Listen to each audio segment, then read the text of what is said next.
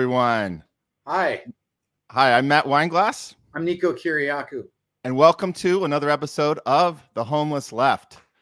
We are live with you guys. We appreciate you watching on YouTube and Rumble. If you're watching on replay, thank you very much. And let's get the word out and let's share this. This is especially on Rumble, guys, this is where we can have uncensored conversations and really engage the issues and be, for free speech and for these things that are important to have conversations and have debates. Debates are okay because that's what we should be about in this democracy apparently that we live in still. Yep. I hope. Yeah. So welcome to The Homeless Left. We're the place where political castaways can gather around core principles and common sense and talk about issues without polarization, without party affiliation, and restore some sanity to these topics of our time. Exactly. And we welcome people from all wakes of life, whether you're, independent, Republican, Democrat, just kind of waking up to politics for the first time, or you're just sick and tired of it. We're here to be frustrated with you. We're here to, vent and get curious again. And investigate. So that's what we're doing on this show. What's the topic today, Nico?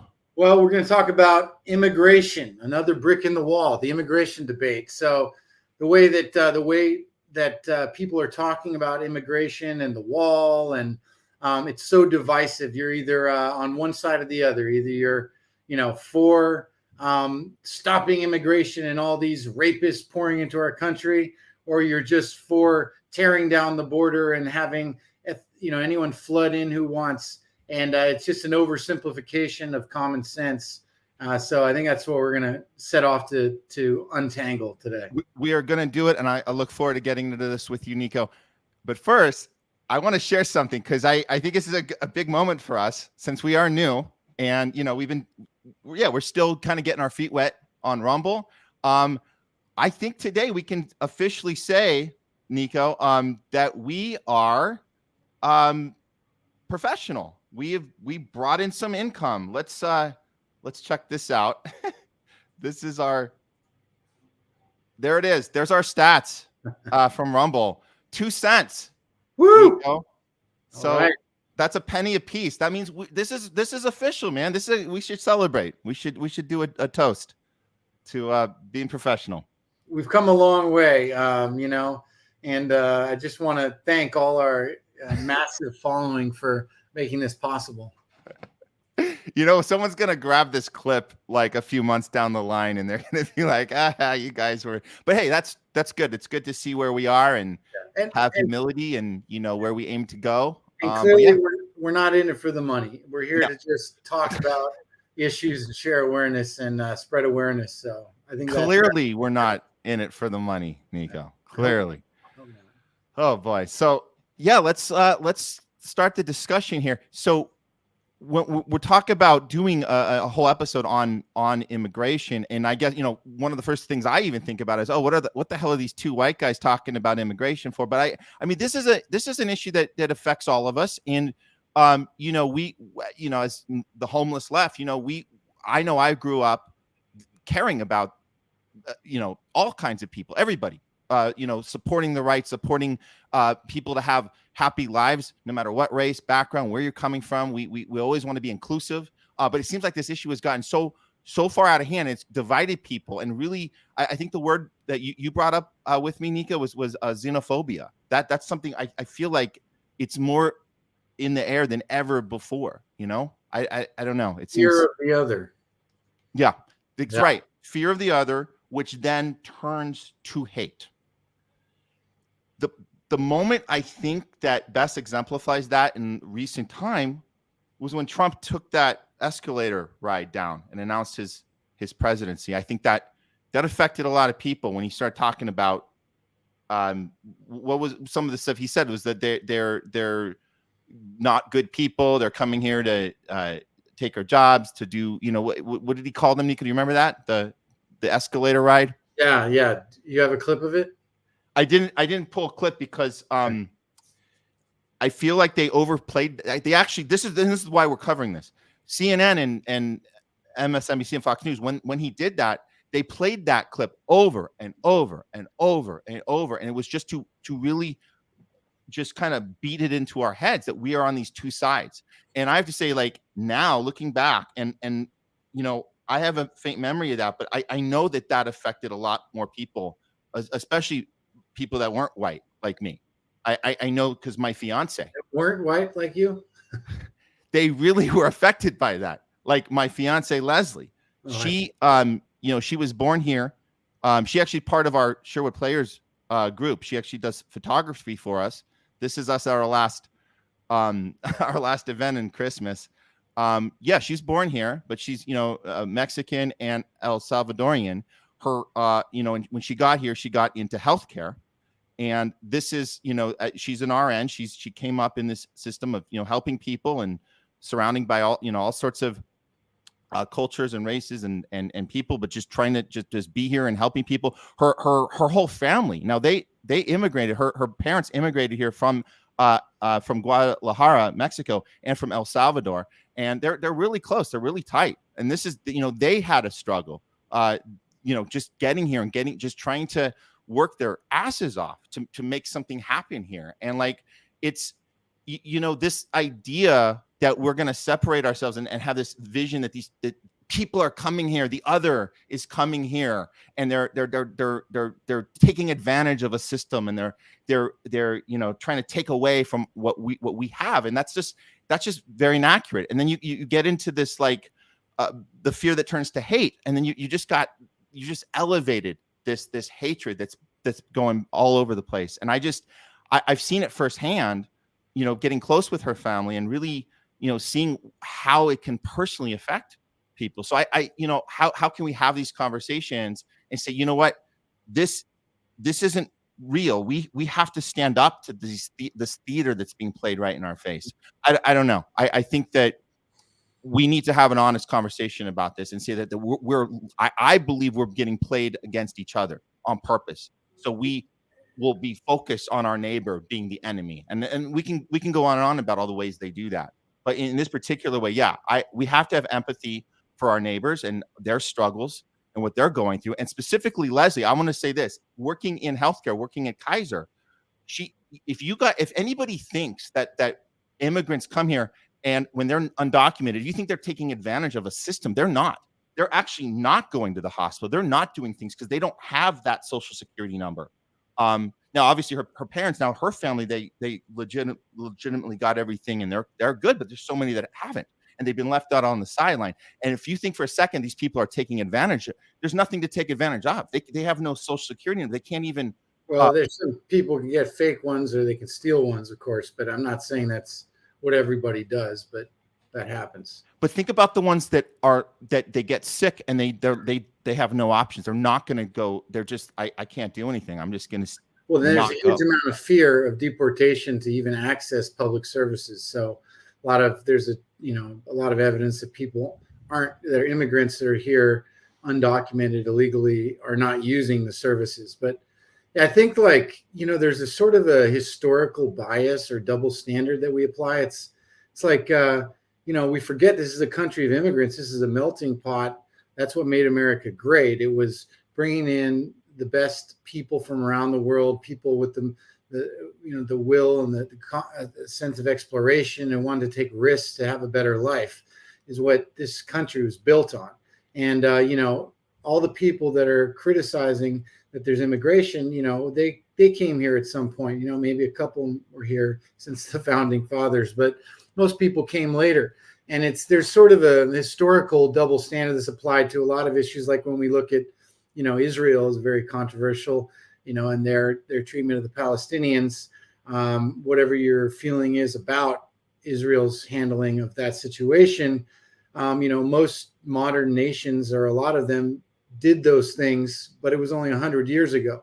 You know, we wiped out the Indians, and you know, so that was okay somehow that our country did that then and founded our country now. But now we can't. I'm not saying it's justified in the current day, but we have to sort of look at things in context. And I think that the idea that there's only two sides to this issue, and that you're either, unappreciative and you are racist, or you want to protect American jobs and protect border security, is kind of a red herring. It's a false debate, because clearly, like, if we were to just stop immigration, our economy would suffer drastically. If you look at the California, being the salad bowl of America, what would happen to that industry? For example, if you stopped immigration, it would make the price of food go way, way up. So, this is a long-term issue. We need a gradual solution. But, I think there's sensible arguments on both sides that, immigrants are valuable to this country, and that we can expand legal immigration policy.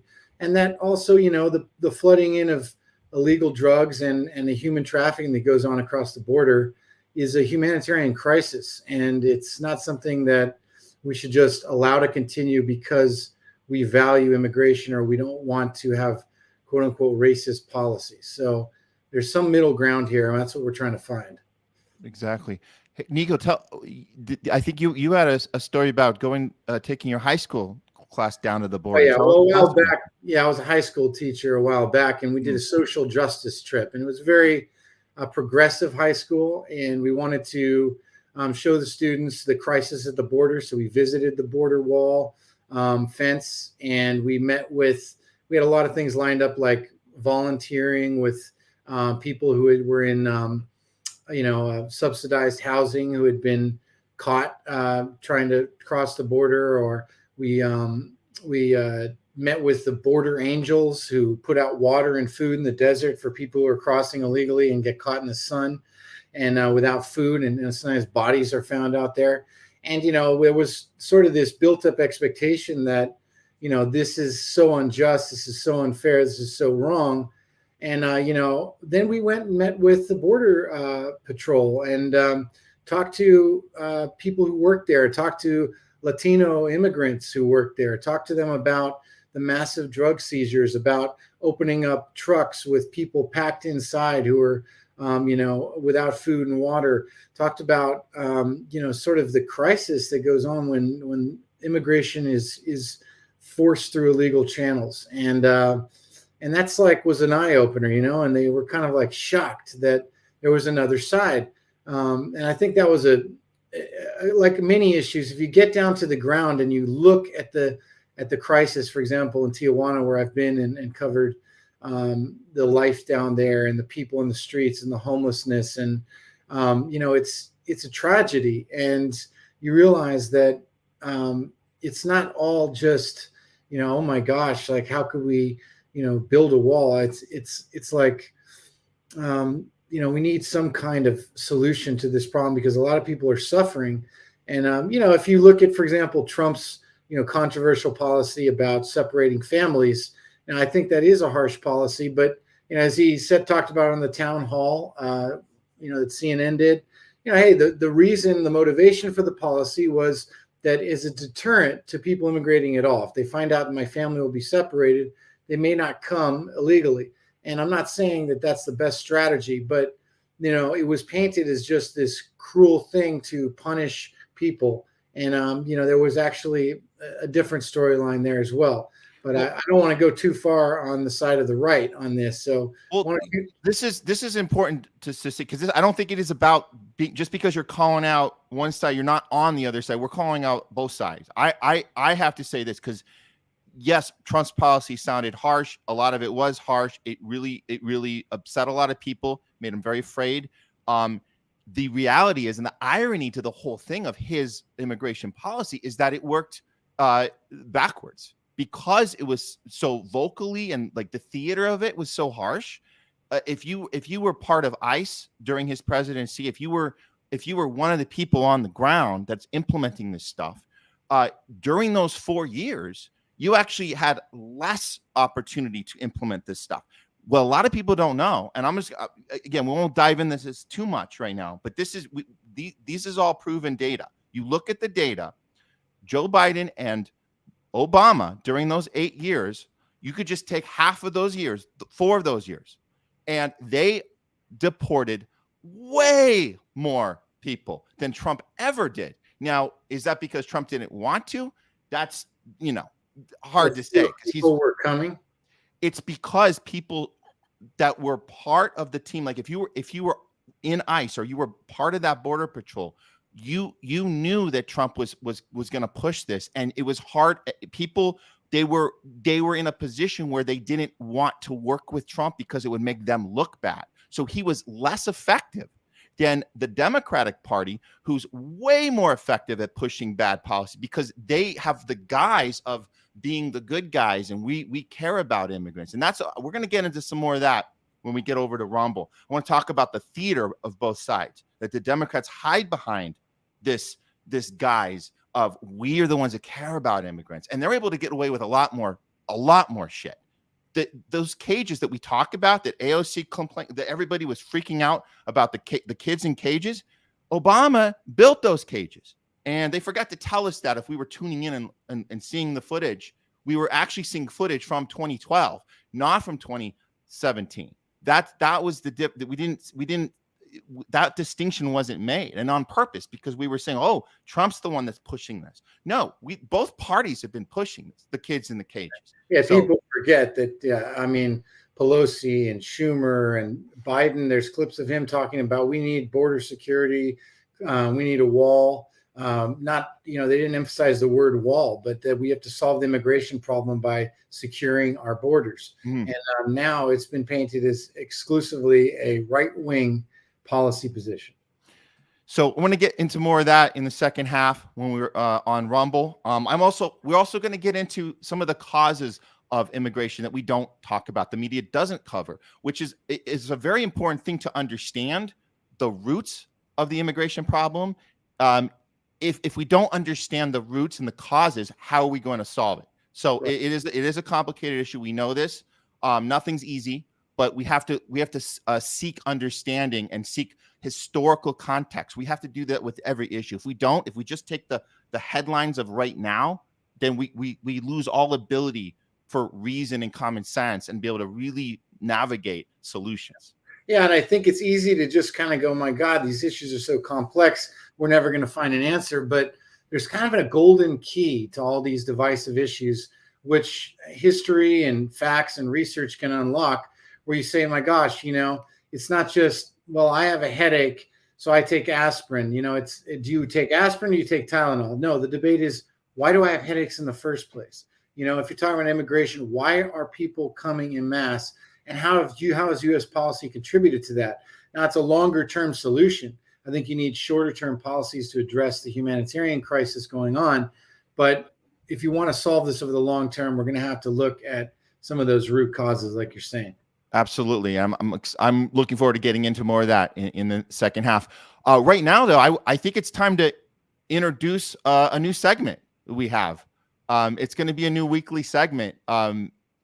Nico, you're giving us some updates on the campaign trail for RFK Jr. And I'm excited to hear those updates. Are you ready to share? Because we have a new intro we want to play for you. You ready to go? Let's do it. Okay. So this is a new segment. It's called Campaign News. Let's check it out.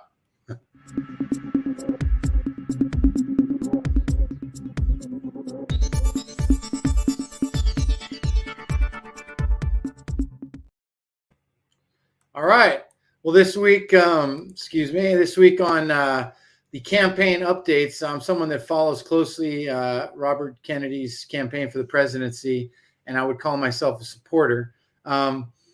We've got, he made a recent trip to the border wall. I want to show you what he had to say from that, and also just an update. You hear a lot of press about his polling numbers being high among Democratic supporters, and usually hear the number around 20%. This is a poll that came out in April. Now, when he started his campaign right before his announcement speech on April 19th, he was polling around 10%. Within a week of his speech, he was at 14, and then we saw 19% here among Democratic voters. But there are a lot of additional polls that you don't really hear about. One of them, for example, is this Emerson College poll. which presented, found that among the Democratic candidates, Biden, Marianne Williamson, and Kennedy, that Kennedy was at 21%. And this is also going back, over 2 months now. But if you look at a more recent poll from Rasmussen from May, it found that 54% of likely U.S. voters view RFK Jr. favorably, including 19% who have a very favorable impression of him, and 31% were unfavorable. And there are other polls showing that in a race against Trump, that Kennedy would do far better than Biden.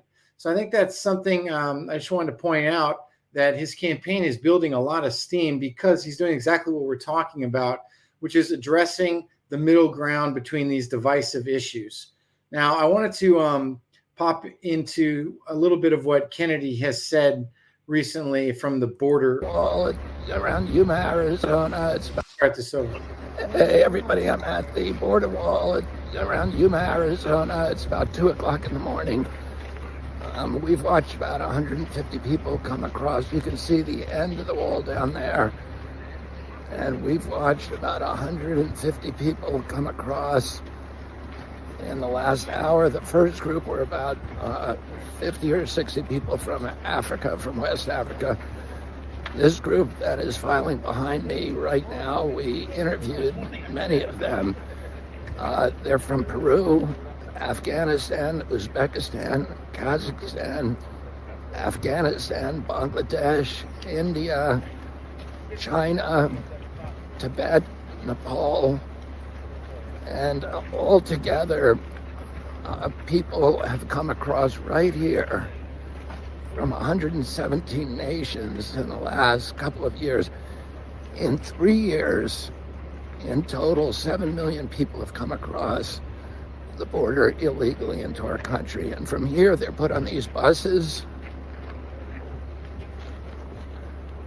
and they're brought to the Border Patrol station where they're processed. After 4 or 5 days, they're released on their own reconnaissance into our country, and most of them are never seen or heard from again. And the stories that we heard from these people are absolutely heartbreaking. This is a humanitarian crisis because of the understanding across the globe that we now have an open border here. There are people being drawn here. They're being abused. There's all kinds of just horrific, terrible, terrible stories. And this is not a good thing for our country. It's not a good thing for these people. And it is unsustainable. Yeah. What are your thoughts, man? He's the only one on the ground doing that out of all the presidential candidates. That's Right. my first thought. There he is. Bunker, sitting in a studio, sitting with his dementia nurses. It's such a dichotomy, such an extreme difference between these two. I don't know. I mean, you can tell he's there. He's not there to pose for the camera. He's there because he's trying to do something, and he understands the problem. He understands the overload of people, the abuse that's happening there.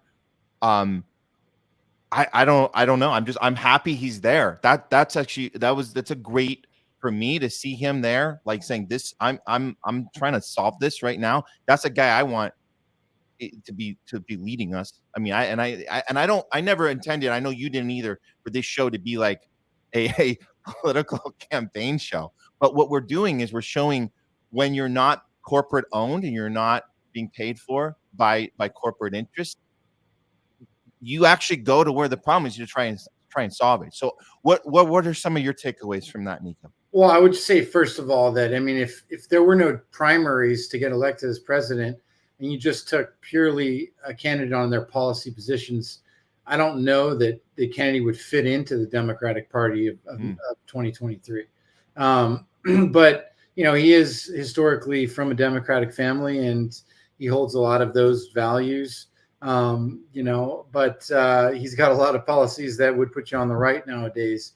And, I think like when you hear how many countries people are coming from, and, and they're just, nobody can, I don't know how anyone could say this is like a good thing, that we should just have all this crazy immigration and hundreds of people lining up and going sick and taking little boats across the ocean and getting on trains and piling on top of trains and to get up here and, paying. Amazing what the coyotes charge them to smuggle them across. It takes months and months, or you have to do contribute to the drug trade to save up enough at the wages in Latin America to get in here. It's like, it's really insane. And it's like, I don't think that, calling attention to that should be putting you in any kind of political camp. It should put you in a camp of someone who promotes human rights. Human rights. Exactly.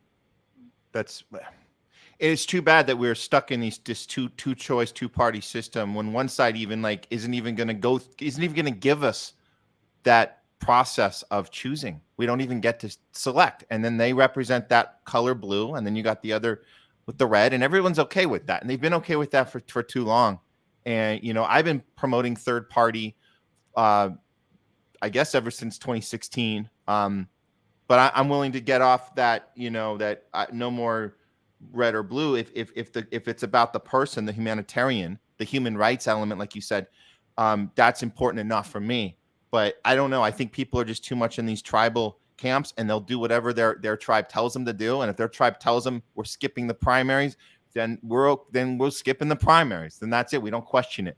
And I understand the ideal of like, having everyone come together and everyone be equal. And why should there be rich and poor countries? And I get that. Imagine there's no countries. It's like, sure, it's a beautiful notion, but I think that's something that, if we try to aspire to that, immediately, and what happens if you're the guy who's living their life in your town and suddenly you can't get a job because there's people who are here undocumented willing to work for less? How are you going to feel about that issue? It's going to push you into xenophobia.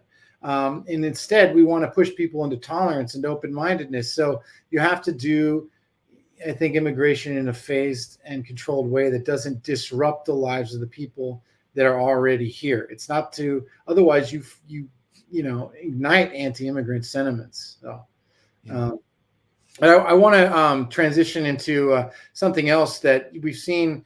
Mr. Kennedy's platform has been, his most recent background was questioning the lockdowns, questioning the COVID shots, and then being the founder of Children's Health Defense, which is an organization designed to protect children largely from environmental influences related to pharmaceutical drugs and vaccines and, wireless radiation and things like that. So, it's been a core position. And in his announcement speech, he said, if I don't reduce chronic disease in America significantly in my first term, I don't want you to reelect me. So we know this is a core platform. And now, out of the blue, we see Trump jumping on this chronic disease platform and saying he wants to do something about it. And it's clearly, to me, showing that he's afraid that a lot of his voters are going to be riled up by this message. And it's also showing you that we're moving to an election scenario where you really have only two candidates that matter at this time. So here's a little glimpse of where Kennedy stands, and I'm going to show you where Trump just came out standing. American history. Worst attack on the middle class in this country. We have the worst healthcare system in the United States of America. What do I mean by that? I mean that we spend more on healthcare by far than any other country, and we have the worst health outcomes. We spend $4.3 trillion annually on health, $4.3 trillion, and about 84% of that goes to treating chronic disease. Now, why is that? Because America has the highest chronic disease burden in the world, and we didn't always. In 1940s, 50s, and 60s, we had a really healthy population. We had only 6% of our citizens or children had chronic disease. By 1988, that became 12.8%, so it doubled. Today, by 2006, it was 54%. We have the sickest generation in American history. we have the sickest children on earth in this country. And by chronic disease, what do I mean? I mean obesity, but more importantly, neurological diseases, neurodevelopmental, ADD, ADHD, speech delay, language delay, tics, Tourette's syndrome, ASD, and autism. Autism went from 1 in every 10,000 people in my generation to 1 in every 34 kids today. Now, one of the talking points that the industry and their crooked legislative regulators will say is, oh, well, we just started noticing it for the first time. Missing autism is like missing a train wreck, so it's an absurd, but...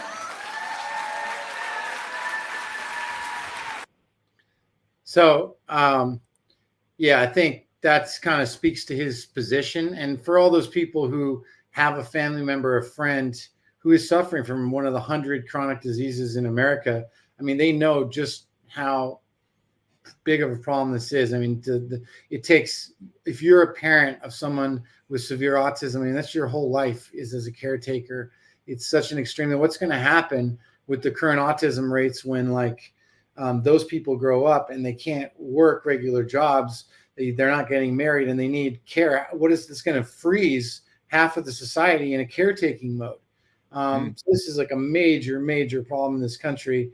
And like, you don't see old people, toe walking and stemming and banging their head against the wall. You see that in young people. And that's his point, is that they try to say, there's been an increase in diagnosis of these diseases and they were always there, but that just doesn't make sense. And why is it that every time they test, in the last 10 years for the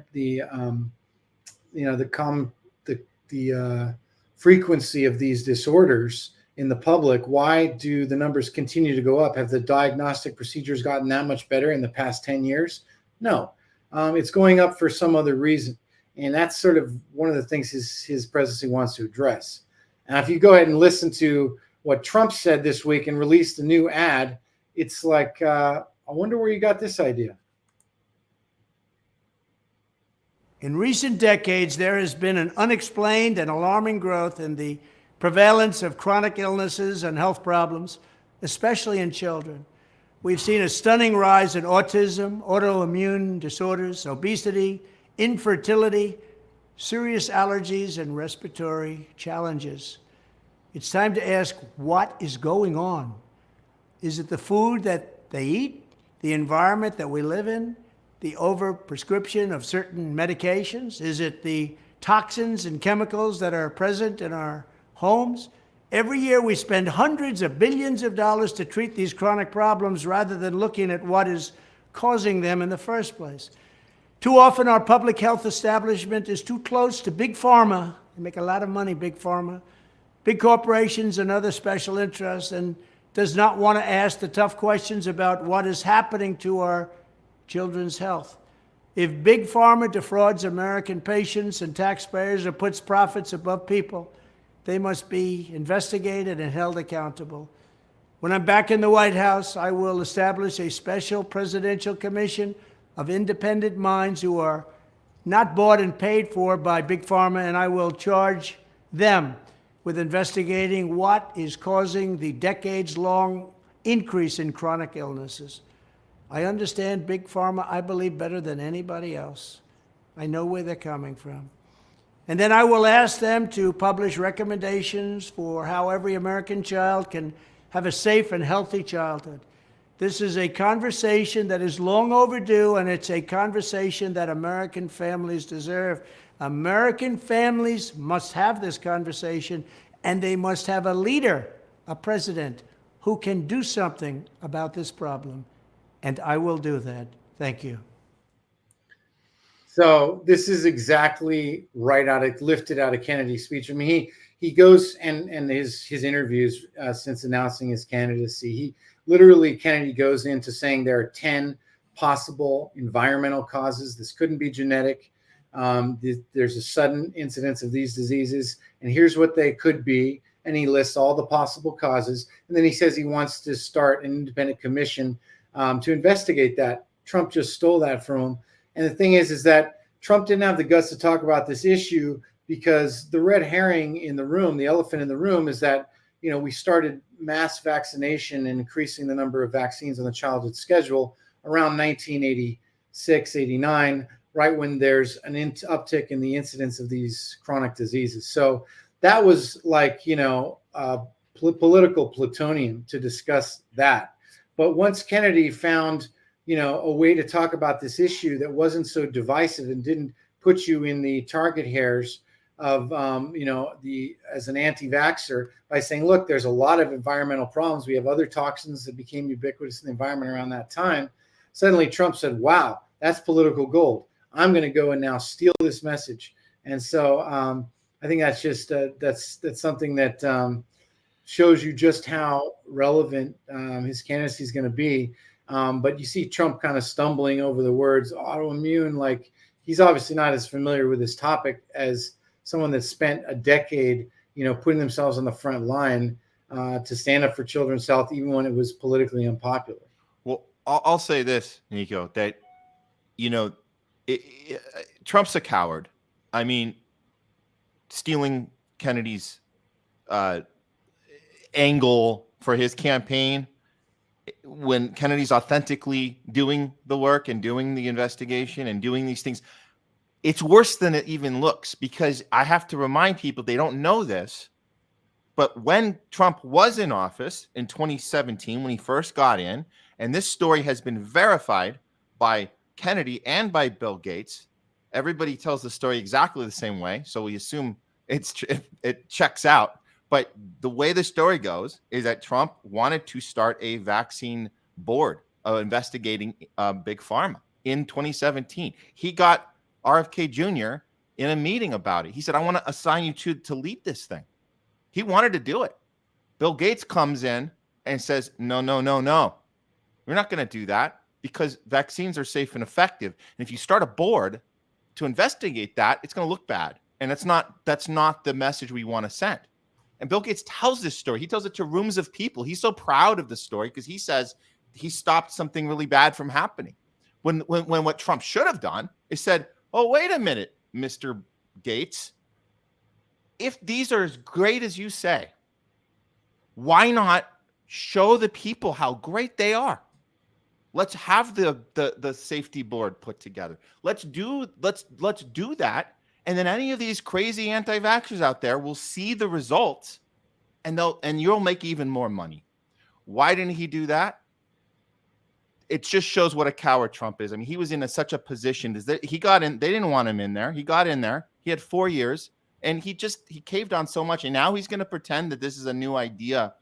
It's unbelievable to me. And we don't have to get into all the vax stuff. I like the way this is being presented because it is inclusive. We all want to know about how food has damaged us and the environment has damaged us. We want to know about our health. I think you can't censor health, right? We can't do that. I mean, I guess YouTube could give us another strike for talking about our health. And we want to know how we can have better functioning bodies if we're going to be, intaking food and taking, environmental things. We need to know these things. So I appreciate what Kennedy's doing. It's just sad watching Trump.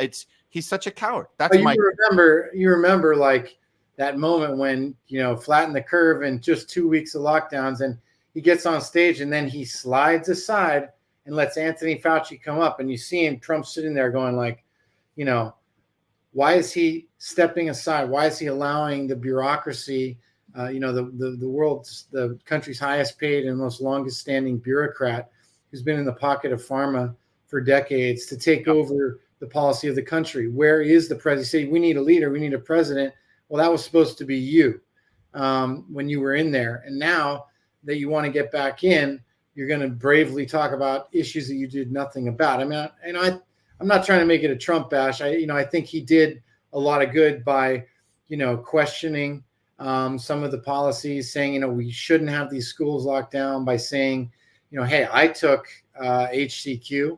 I took an anti-malarial drug for my COVID, and and I improved drastically. Meanwhile, you got the FDA poo-pooing it and Fauci saying, it's going to cause heart attacks. But, he did put himself askew, but he didn't stand up and protect our rights and address the problems, I think, head on, at least some of these health problems. So I think it's important to be hard on him on these things. And the reason why is because we get on CNN, mainstream media all day long, every day for the last 7-8 years, it's been nonstop Trump bashing.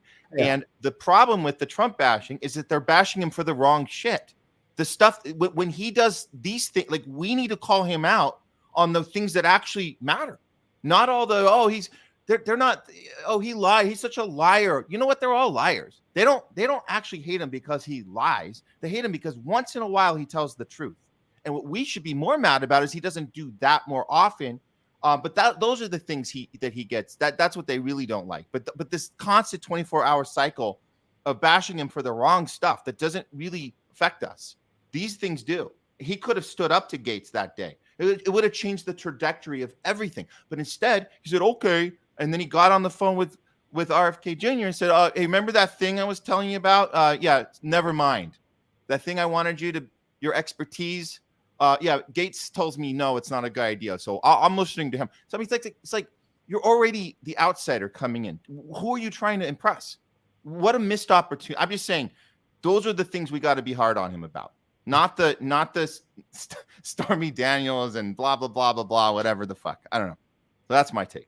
All right. Well, let's cut to Rumble and then the top censored news of the week. We're going to do that in 1 second, but I just want to plug for those of you watching on YouTube. Yes, please join our Rumble channel. But we're going to sign off in a second here. I just have to first do a shout out to Sherwood Players, the production company. You guys can follow us at Sherwood Players on all socials. Go to our website, sherwoodplayers.com. You'll get a whole slew of stuff we have going on in the LA community. If you guys are in LA, if you're not in LA, there's still ways you can get involved, but go to the website right now. And I'm just going to do one more plug and then we're going to move on with the show. But SPIFF.live, that's where you guys can submit to our next International Film Festival for 2023. Submissions are open right now. Go to SPIFF.live for that.